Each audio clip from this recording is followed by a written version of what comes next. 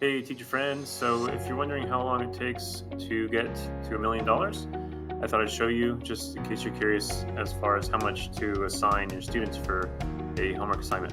I would expect students to not be quite as fast as the teacher because ideally they would know the material a little bit better. However, I have had students who are just really good at games beating me.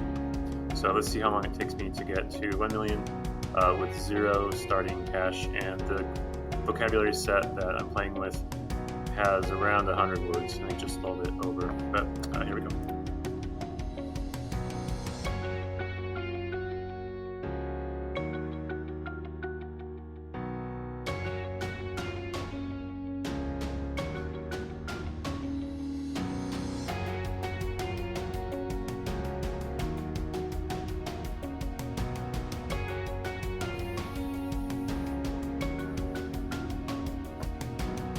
All right, there you go. Took me 5 minutes, 17 seconds, and that was with the game freezing twice. So it probably would have been just a little bit less, maybe 5 seconds less.